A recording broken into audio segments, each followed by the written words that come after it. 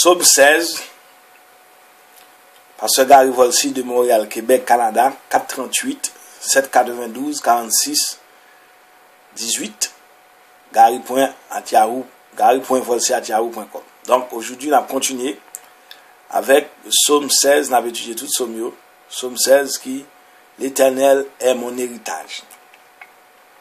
L'Éternel est mon héritage. Garde-moi, mon Dieu, j'ai fait de toi mon refuge. J'ai dit au Seigneur, tu es mon Dieu, je n'ai pas d'autre bonheur que toi. Toutes les idoles du pays, ces dieux que j'aimais, ne cessent d'étendre leur ravage. Ils l'ont secouru à leur suite. Je n'irai pas leur offrir le sang des sacrifices. Leur nom ne viendra pas sur mes lèvres. Seigneur, mon partage et ma coupe, de toi dépend mon sort. La part qui me revient fait mes délices. J'ai même le plus bel héritage. Je bénis le Seigneur qui me conseille. Même la nuit, mon cœur m'avertit. Je garde le Seigneur devant moi sans relâche. Et à ma droite, je suis inébranlable. Mon cœur exulte, mon âme est en fête. Ma chair elle-même repose en confiance. Tu ne peux m'abandonner à la mort, ni laisser ton ami voir la corruption. Tu m'apprends le chemin de la vie. Devant ta face, débordement de joie. À ta droite, éternité de délices. Nous abordons maintenant l'étude du psaume 16, l'un des plus célèbres du psautier. Les nombreuses questions qu'il pose aux exégètes ont contribué à faire sa célébrité. La perspective du psalmiste se limite-t-elle à l'horizon terrestre? Contemple-t-il au contraire la vie dans l'au-delà? La commission biblique qui a parlé de ce psaume dans sa déclaration du 1er juillet 1933 le tient-elle pour messianique ou sens strict? Davantage encore, apôtre Paul et apôtre Pierre citent notre psaume dans le livre des Actes des Apôtres, au chapitre 2, les versets 25 à 28, et au chapitre 13, les versets 35 à 37. Pourquoi est-il indispensable d'en parler? Voilà autant de questions auxquelles nous aurons à répondre dans le commentaire. On constate déjà que ce psaume sort de l'ordinaire, et pourtant, nous n'avons encore rien dit de ce genre littéraire. À venir jusqu'à ces derniers temps, les commentateurs le classaient généralement dans les psaumes de confiance. Mais depuis que l'on sait que l'expression de la confiance fait partie intégrante des supplications, le psaume 16 est plutôt considéré comme une fervente supplication individuelle. C'est que le suppliant est un mystique qui a renié les idoles. Il a fait l'expérience de l'intimité avec le vrai Dieu et ne veut plus s'en séparer. Aussi le supplie-t-il de le garder en vie pour rester en compagnie de son Dieu. Il va sans dire qu'un poème comme celui-ci, ou un cantique comme celui-ci, un psaume comme celui-ci, illuminé par les purs rayons de la plus haute spiritualité, n'est pas structuré sur le modèle triangulaire des supplications ordinaires. Nous l'étudions donc en nous inspirant plutôt des trois divisions que propose Ravasi: la supplication initiale, la profession de foi, le sentier de la vie.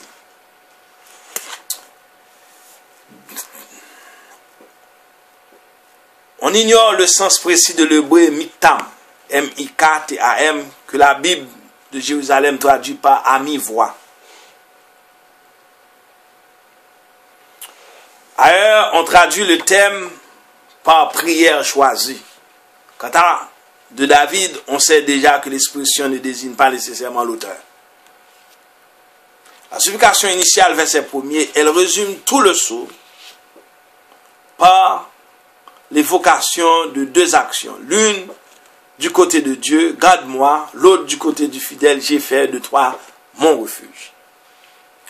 La profession de foi, verset 2 à 6, en voici les trois aspects. Oui, ô Seigneur, non aux idoles. Merci au Seigneur pour un héritage qui n'a pas de prix. Oui au Seigneur, le verset 2, le psalmiste est peut-être un païen converti. Quoi qu'il en soit, définitivement sorti d'une crise de foi. Il opte résolument pour le Seigneur, le seul Dieu capable de lui procurer le bonheur.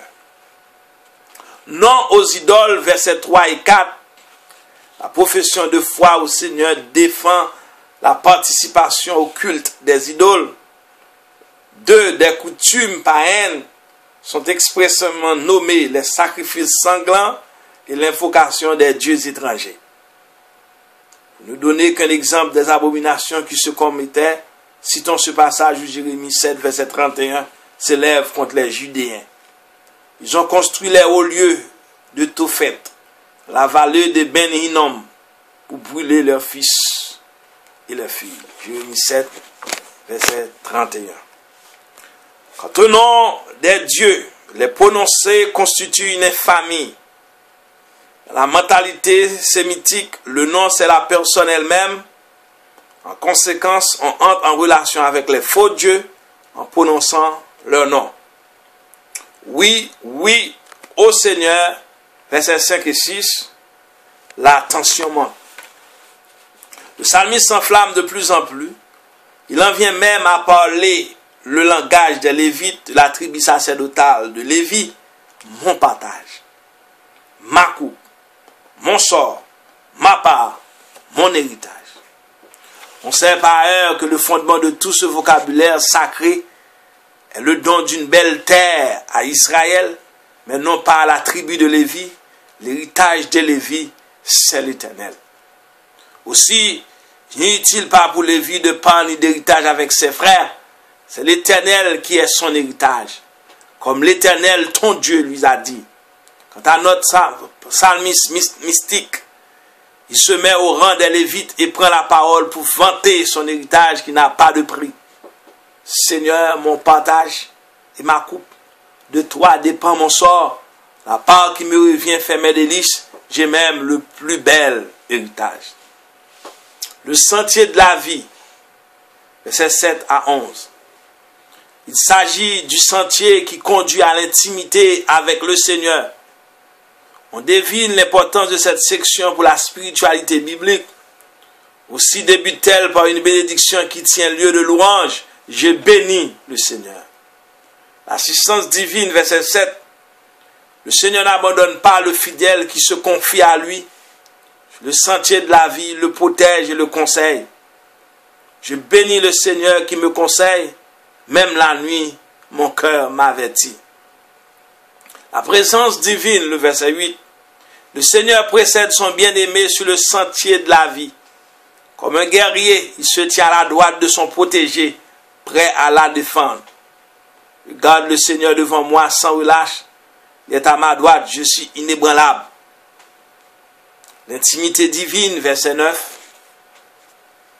Elle rend joyeux le pèlerin qui vit dans l'intimité avec Dieu. Son cœur exulte, son âme est en fête, sa chair repose en confiance. Au bout du sentier, versets 10 et 11, voici que nous touchons maintenant le sommet du somme. Au bout du sentier de la vie se creuse la fosse et s'ouvre le Sheol pour le commun des mortels. Le psalmiste, lui, à quoi pense-t-il? Pour répondre, reportons à nous à deux textes. En premier lieu, citons le verset 10 d'après la Bible de Jérusalem. Quand tu ne peux abandonner mon âme au Sheol, tu ne peux laisser ton ami voir la fosse. En second lieu, citons le même verset d'après le Sautier, version écuménique, texte liturgique. Tu ne peux m'abandonner à la mort, ni laisser ton ami voir la corruption. Deux interprétations. Dans les deux cas, le psalmiste désire ne pas mourir pour continuer à vivre dans l'intimité avec Dieu. Mais désire-t-il voir son souhait se réaliser dans l'au-delà ou ici-bas? Les deux interprétations sont possibles. Selon la première, il croit en l'immortalité. Selon la seconde, il souhaite vivre encore longtemps sur terre pour ne pas voir se briser de sitôt le lien qu'il unit à Dieu. En bref, jusqu'ici, le verset 10 est susceptible de deux interprétations, appelant la première immortelle, la seconde terrestre. Petit a, l'interprétation immortelle, c'est la plus ancienne, la plus connue. Pour cause, elle s'appuie sur la version Septante. En effet, la Septante traduit par diaspora, corruption, le parallèle hébreu de Sheol. Selon cette traduction, la corruption est le malheur dont le psalmiste veut être préservé pour vivre éternellement en communion avec Dieu. Le Nouveau Testament appuie cette interprétation immortelle. En effet, apôtre Pierre et apôtre Paul, dans les Actes des Apôtres, citent les versets 10 de notre psaume 16, selon la traduction grecque de la Septante, et qui plus est, les deux citations visent à témoigner de la résurrection de Jésus qui n'a pas connu la corruption du tombeau. Les deux citations, celle de Pierre comme celle de Paul, outre qu'elle appuie l'interprétation immortelle du verset 10, confirme son interprétation messianique. Dès lors, doit-on le tenir pour messianique au sens strict? Non, pas nécessairement. Car dans sa déclaration du 1er juillet 1933, la commission biblique, tout en affirmant le caractère messianique du psaume 16, ne précise pas davantage. Il suffit de croire qu'il est messianique au sens typique. Cette expression signifie que le psalmiste préfigure Jésus qui réalise en plénitude ses aspirations mystiques. Petit b, interprétation terrestre.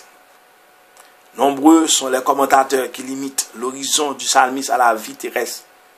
C'est-à-dire qu'au verset 10, il ne pense pas tant à la vie dans l'au-delà qu'à la vie présente. L'intimité divine le rend heureux. Tout ce qu'il souhaite, c'est qu'il dure encore longtemps. Selon cette seconde interprétation, la joie décrite au verset 11 serait la félicité que procure même sur terre l'union de l'âme avec Dieu. En guise de conclusion, signalons que le psaume 16, avec sa haute spiritualité, prélude à la foi et à la résurrection, comme nous l'avons dit préalablement, à quelques reprises, ce grand progrès dans l'histoire de la révélation ne se produira qu'au IIe siècle avant Jésus-Christ. Au livre de Daniel, chapitre 12, versets 2 et 3, et au deuxième livre de Maccabée, chapitre 7, verset 9. Donc, nous ne servons pas de Maccabée, l'Église catholique située les prêtres, mais encore, comme dit le Jean 20, verset 30-31, Jésus encore a fait beaucoup de choses qui n'est pas écrit en détail. Le verset 31 de Jean 20, mais ce qui a été écrit afin que nous croyons que Jésus est le Christ, le Fils de Dieu en quoi nous ayons la vie éternelle. Il se peut dans les 6 livres apocryphes, il y a des choses qui sont vraies, comme dans 1 roi 4, à partir du verset 29 à continuer. Salomon a prononcé 3100 sentences, il a écrit 1005 cantiques au psaume, mais on a seulement 150 psaumes sélectionnés. Donc il se peut qu'il y ait une chose à voir dans le livre de Maccabée, chapitre 7, verset 9, et qui correspond à Daniel 12, verset 2 et 3. Nous pensons. Mais toutefois, nous retenons plutôt Daniel 12, versets 2 et 7. Donc on dit en guise de conclusion, signalons que le psaume 16, avec sa haute spiritualité, prélude à la foi en la résurrection.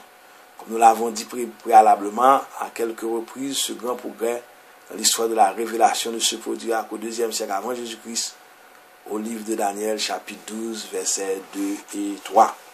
Donc bien aimés, nous venons de voir et le chapitre 16, l'Éternel est mon héritage. Garde-moi, mon Dieu. Je fais de toi mon refuge. J'ai dit au Seigneur, tu es mon Dieu. Je n'ai pas d'autre bonheur que toi. Toutes les idoles du pays, ces dieux que j'aimais, ne cessent d'étendre leurs ravages. L'on se rue à leur suite. Je n'irai pas leur offrir le sang des sacrifices. Leur nom ne viendra pas sur mes lèvres. Seigneur, mon partage et ma coupe, de toi dépend mon sort. À part qui me revient, fait mes délices, j'ai même le plus bel héritage. Bénis le Seigneur qui me conseille, même la nuit, mon cœur m'avertit. Regarde le Seigneur devant moi sans relâche, et à ma droite, je suis inébranlable. Mon cœur exulte, mon âme est en fête. Ma chair elle-même repose en confiance. Tu ne peux m'abandonner à la mort ni laisser ton ami voir la corruption. Tu m'apprends le chemin de la vie, devant ta face débordement de joie, à toi de droite, éternité de délices. Somme 16, l'Éternel est mon héritage. C'est Gary Volsi de Montréal, Québec. À bientôt.